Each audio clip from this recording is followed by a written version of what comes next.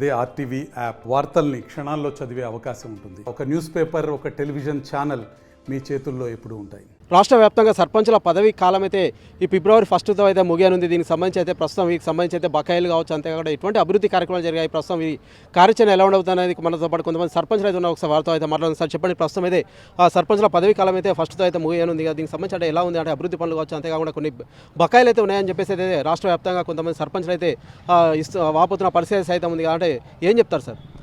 మేము 2/1/2019 నాడు మేము సర్పంచ్గా ఎన్నికైన తర్వాత ప్రమాణ స్వీకారం చేయడం జరిగింది. ప్రమాణ స్వీకారం చేసిన తర్వాత మాకు దాదాపుగా 9-10 నెలలు చెక్ పవర్ ఇయ్యక మేము ఎలాంటి అభివృద్ధి కార్యక్రమాల్లో పనులు చేసినప్పుడు కూడా మేము బిల్లులు తీసుకోలేకపోయినాం. అలాగే మళ్ళీ 2 సంవత్సరాలు కూడా కరోనాతోని చాలా ఇబ్బందులకు గురైనాం. ప్రజలు కూడా చాలా ఇబ్బందులు పడ్డారు. మేము గత ప్రభుత్వం మాకు వైకుంఠ ధామాలు, పల్లె ప్రకృతి వనాలు, అలాగే ఎన్నో కార్యక్రమాలు ఖచ్చితంగా మీరు సర్పంచులుగా చేయాల్సిన బాధ్యత మీపైన ఉందంటే సరే మేము శాశ్వతంగా మిగిలిపోయే పనులని చెప్పి చేయడం జరిగింది. కానీ ఇప్పటి వరకు కూడా మాకు చాలా వరకు పెండింగ్ బిల్లులు ఉన్నాయి. ప్రభుత్వం దీని మీద స్పందించి గ్రామ పంచాయతీలకు దాదాపుగా సంవత్సరం పైగా బకాయిలు గ్రామ పంచాయతీలకు కేటాయించాల్సిన అమౌంట్ మాకు పంపించలేదు. కాబట్టి ఆ అమౌంట్ మా పదవి కాలం పూర్తయ్యేలోపు ఈ 2 రోజుల లోపల కూడా మా డబ్బులు మాకు గ్రామ పంచాయతీలకు పంపించినట్లయితే మేము అప్పులు సప్పులు చేసి చాలా కష్టపడి గ్రామాలను చాలా అభివృద్ధి చేశాం. కానీ ప్రభుత్వం మాకు సర్పంచ్లకి ఇంకా పెండింగ్ ఉంచడం వల్ల మేము చాలా అప్పుల పాలై అధోగతి పాలైనాం. కాబట్టి దయచేసి ప్రభుత్వం అనేది ఇప్పుడున్న ప్రభుత్వం అయినా మమ్మల్ని కరుణించి మా సర్పంచ్లకు పెండింగ్లో ఉన్నటువంటి బిల్లులు పూర్తి స్థాయిలో ఇప్పించాలని, ఏదైతే ఇంకా పెండింగ్ ఉండి రికార్డులు కాకుండా ఆగినటువంటి కూడా ప్రభుత్వ ఆదేశాల మేరకు రికార్డు చేయించి ఎంబీలు చేసినట్టయితే మాకు భవిష్యత్తులో కూడా ప్రభుత్వం ఎప్పుడు డబ్బులు విడుదల చేసినప్పుడు తీసుకోవడానికి అవకాశం ఉంటుంది. కాబట్టి ఇటు అవకాశం ఈ సర్పంచులకు ఇవ్వాలని కోరుకుంటూ, అలాగే అవకాశం ఉంటే కూడా మాకు ఇంకా బిల్స్ వచ్చేదాకా కూడా దీన్ని ఇంకా ఒక 6 నెలలైనా పొడిగించినట్లయితే మాకు మేము చేసినటువంటి సర్పంచులు చేసిన పదవి కాలం 6 నెలలు పొడిగించినట్లయితే మేము చేసినటువంటి బిల్స్ కూడా పెండింగ్ ఉన్నాయి. కాబట్టి వాటిని తీసుకోవడానికి అవకాశం ఉంటుంది. కాబట్టి మమ్మల్ని కూడా ప్రభుత్వం ఆలోచించాల్సిందిగా కోరుచున్నాం. ఓకే, అంటే ఇప్పుడు ప్రస్తుతం అయితే రాష్ట్రంతో చూసినట్లయితే ఉమ్మడి కరీంనగర్ జిల్లా వ్యాప్తంగా చాలామంది సర్పంచ్లు అయితే చాలా వరకు బిల్లులు అయితే పెండింగ్ ఉన్నాయని చెప్తున్నారు. దీనికి సంబంధించి ప్రభుత్వ దృష్టికి తీసుకెళ్లారంటే ఇప్పుడైతే ఇప్పటికైతే చాలా వరకు అయితే బీఆర్ఎస్ నుంచి అయితే కాంగ్రెస్ ఎమ్మెల్యేలు అయితే చాలా చోట్ల గెలవడం జరిగింది. అంతేకాకుండా ఖచ్చితంగా మాకైతే పదవికాలం పొడిగించాలని చెప్పేసి అయితే చాలా చోట్ల అయితే చెప్తున్న పరిస్థితి ఉందంటే ప్రభుత్వం దృష్టికి తీసుకెళ్లారంటే ఎటువంటి స్పందన వస్తుంది సార్? మేమైతే ప్రభుత్వం దృష్టికి మా సర్పంచుల ఫోరం రాష్ట్ర అధ్యక్షులు కూడా తీసుకువెళ్ళడం జరిగింది. మా పదవి కాలం ఇంకా ఒక 6 నెలలన్నా పొడిగించినట్లయితే మాకు ఉన్నటువంటి పెండింగ్ బిల్లులు పరిష్కారం అయితే కాబట్టి అవకాశం ఇవ్వాలని చెప్పి ప్రభుత్వం దృష్టి కూడా తీసుకుపోవడం జరిగింది. ప్రభుత్వం కూడా ఆలోచించాలి. వాస్తవం కూడా ఇక్కడున్న పరిస్థితి ఏంటంటే సర్పంచులు కష్టపడి ఎన్నో కార్యక్రమాలు ఈ సర్పంచుల పీరియడ్లోనే చాలా వర్క్స్ పూర్తి చేయడం జరిగింది. కానీ బిల్స్ మాత్రం ఇంకా పెండింగ్లో ఉన్నాయి. మమ్మల్ని బలవంతంగా ఖచ్చితంగా చేయాలని చెప్పి మమ్మల్ని ఒత్తిడి చేసి కూడా పని చేయించడం వల్ల పల్లె ప్రకృతి వనాలచ్చు, శ్మశాన వాటికలచ్చు, కాంపోస్ట్ షెడ్లు, ట్రాక్టర్లు ఇలాగా ఎన్నో కంపల్సరీ మీరు తీసుకోవాల్సిందే, మీరు పేమెంట్ చేయాల్సిందంటే మేము సప్పో చేసి నిర్మాణాలు కానీ ట్రాక్టర్లు కానీ అన్నీ కొనుగోలు చేసినప్పుడు కూడా ఇంకా కూడా బిల్స్ పెండింగ్ ఉన్నాయి. మాకు ప్రభుత్వం ఆదుకోవాలని చెప్పి ప్రభుత్వాన్ని డిమాండ్ చేస్తున్నాం. ఓకే సార్, చెప్పండి, ప్రస్తుతం అయితే చెక్ పవర్ అనేది సర్పంచ్ తర్వాత రాష్ట్రపతి తర్వాత సర్పంచ్కి మాత్రమే ఉంటుందని చెప్పేసి అయితే ఈ మధ్యకాలం అయితే కేటీఆర్ సైతం వెల్లడించడం జరిగింది. అంటే ప్రస్తుతం అయితే అప్పటి ప్రభుత్వం అయితే గత 10 సంవత్సరాల బీఆర్ఎస్ తర్వాత అయితే ఇప్పుడైతే కాంగ్రెస్ ప్రభుత్వం అయితే అధికారం రావడం, తెలంగాణ వచ్చిన తర్వాత మొట్టమొదటిసారిగా అయితే కాంగ్రెస్ ప్రభుత్వం అధికారం రావడం జరిగింది. అంటే ప్రస్తుతం ఎలా ఉండబోతుందని భావిస్తున్నారు సార్? అంటే ఇప్పుడు ప్రస్తుతానికైతే చాలా పెండింగ్ సమస్యలు అయితే బాగానే ఉన్నాయి. బిల్స్ వచ్చేటివి ఉన్నాయి, బిల్స్ రాలేదు. గత ప్రభుత్వం బిల్స్ ఏం చేయలేదు. చాలా పెండింగ్స్ ఉన్నాయి, లక్షల పెండింగ్స్ ఉన్నాయి. తక్షణమే ఆ పెండింగ్ బిల్స్ ఇప్పుడు ఈ కొత్త గవర్నమెంట్ 100% అందరు సర్పంచులకు సహకారం చేస్తుంది. అన్ని విధాలుగా సర్పంచులకు పాత పెండింగ్ బిల్స్ అన్ని తొందరగా పరిష్కరించాలని ఇప్పుడు గెలుపొన్న కాంగ్రెస్ పార్టీ ఈ పాత బకాయిలన్నీ చెల్లించాలని ఆ గవర్నమెంట్ను కోరుకోవడం జరుగుతుంది సర్పంచుల పక్షాన. ఓకే, అంటే ఇవాళ సర్వసభ్య సమావేశం అయితే ఏర్పాటు చేయడం జరిగింది. అంటే ఏం చర్చించారు దీనికి సంబంధించి? అంటే మరో 2 రోజులు అయితే పదవి కాలం అయితే ముగుస్తున్న నేపథ్యంలో అంటే ఎలా ఉండబోతుంది సార్? అంటే అంటే అందరితో ఈ 5 ఏళ్ళు సర్పంచులతో అందరం అన్నదమ్ములు లెక్క అందరం కలిసి ఉన్నాం. ఇప్పుడు కొంచెం బాధ అనిపిస్తుంది. ఎందుకంటే పదవికాలం ముగిసింది అనే బాధతో పాటు లక్షల బిల్స్ పెండింగ్ ఉన్నాయి. ఆ సమస్య బాగుంది. ఒక్కొక్కరు బంగారం గత ప్రభుత్వం ఇప్పుడు ఈ గత ప్రభుత్వంలో చాలామంది సర్పంచులు చనిపోయారు. ఎప్పుడు కూడా ఏ ప్రభుత్వంలో కూడా చనిపోలే. బిల్లులు రాక సమస్యలు అట్లే ఉండి మళ్ళీ ఏంటంటే ఉప సర్పంచ్ చెక్ పవర్ అని చెప్పి అట్లా ఇబ్బంది పెట్టి కరోనాతో ఇట్లా ఇబ్బంది, బిల్స్ రాక ఇంకా ఇబ్బంది. చాలా గత గవర్నమెంట్లో చాలామంది సఫర్ అయ్యారు, చనిపోయారు కూడా. ఓకే సార్, చెప్పండి. ప్రస్తుతం అయితే అభివృద్ధి అంటే ఎంతో చేయాలన్న ఆతృత అయితే కొంతమంది అయితే యువకులు అయితే సర్పంచ్గా అయితే పోటీ చేయడం జరిగింది. దీనికి సంబంధించి చాలా చోట్ల అయితే బిల్స్ అయితే పెండింగ్ ఉన్న నేపథ్యంలో అయితే మేము ఏం చేయలేని పరిస్థితులు ఉన్నాయని చెప్పి సర్పంచులు సైతం కూలీనాలు చేసుకుంటున్న పరిస్థితి సైతం చూస్తాం మనం. ఉమ్మడి కరీంనగర్ జిల్లా వ్యాప్తంగా అయితే ఇటువంటి పరిస్థితి నెలకొంది. అంటే ఏం చెప్తారు ప్రస్తుతం అయితే బిల్లులకు సంబంధించి కావచ్చు, అంతేకాకుండా అభివృద్ధి పనులకు సంబంధించి ప్రస్తుతం ఎలా ఉండబోతుంది సార్? మేము గెలిచి ఇప్పటికీ 5 సంవత్సరాలు పూర్తవుతుంది. మేము గెలిచినాక ఒక 9 నెలలు 10 నెలలు చెక్ పవర్ ఇవ్వలేదు. ఇవ్వకుండా మేము పనిచేసినాం. మేము గెలిచిన వెంబటే చెక్ పవర్ ఇచ్చినాక మా మాజీ సర్పంచ్లు, అప్పుడు ఉన్నటువంటి మాజీ సర్పంచ్ల బిల్లులు వెంబటే రిలీజ్ చేయాలంటే అప్పుడు వాళ్ళకి ఎంత బకాయి ఉన్నా కూడా వాళ్ళ బిల్లులు మొత్తం రిలీజ్ చేసినాకనే మేము తీర్మానాలు చేసి పనులు చేయడం జరిగింది. మేము ముఖ్యంగా గ్రామాభివృద్ధి, గ్రామానికి సేవ చేయాలన్నటువంటి దృక్పథంతో పనిచేసినాం.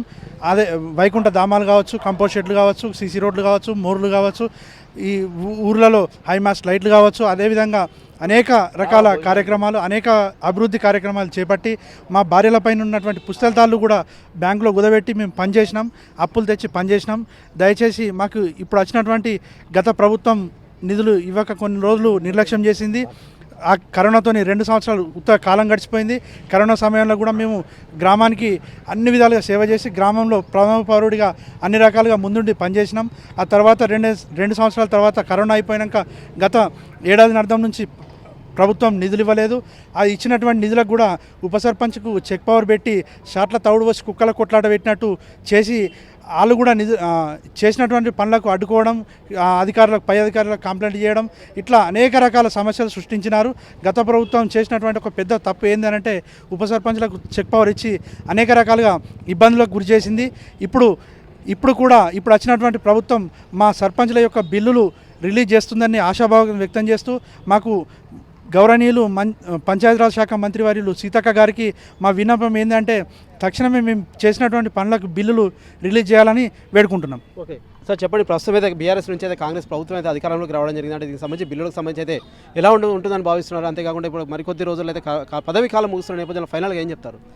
మేమైతే తప్పకుండా మాకు న్యాయం జరుగుతుందని భావిస్తున్నాం. ఎందుకంటే గత కొంతకాలంగా రాష్ట్ర ప్రభుత్వం మా గ్రామ పంచాయతీలకు నిధులకు పంపకపోవడం వల్ల గ్రామ పంచాయతీలు ఉన్నటువంటి డబ్బులు ఏది మనది పారిశుద్ధ కార్మికులకు కానీ, కరెంటు బిల్లులు కానీ, డీజిల్కి కానీ దాదాపుగా పెద్ద గ్రామ పంచాయతీలకు 1,00,000 నుండి 1,50,000 వరకు గ్రామ పంచాయతీలు ఉన్నటువంటి నిధులను వారికి జీతాల రూపకంగా ఇవ్వడం వల్ల ఇవాళ మేము సర్పంచులు గ్రామ పంచాయతీలలో బడ్జెట్ లేక ఈరోజు బిల్లులు తీసుకోలేక అవస్థల పాలవుతున్నాం. అప్పుడు గిట్లా ప్రభుత్వం గిట్లా అవి నిధులు గిట్లా వేసినట్లయితే మాకు నెల వేసినట్లయితే తప్పకుండా మాకు న్యాయం జరుగుతుండే. మేము నిధులు వస్తాయి కదా, నెల ప్రభుత్వం వేస్తుందన్న ఆశతోని మేము చాలా అభివృద్ధి కార్యక్రమాలు చేసి ఇవాళ అప్పుల పాలైనాం.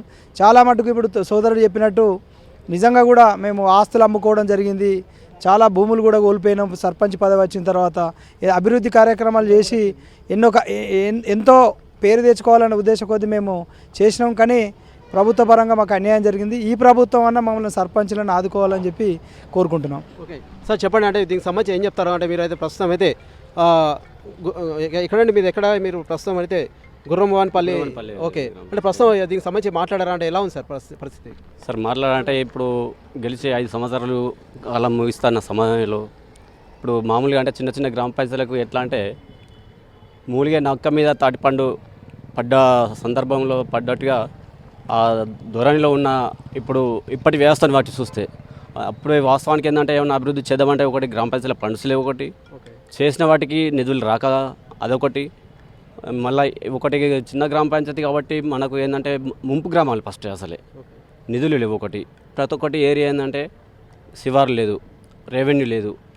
ప్రతి ఒక్క సమస్యకు ఏంటంటే మన సమస్య తలెత్తినటువంటి విషయంలో అప్పుడు ఉన్నటువంటి గ్రామ పంచాయతీ ఏంటంటే అరకొరగా చాలా ఇబ్బందులకు గురైనాం.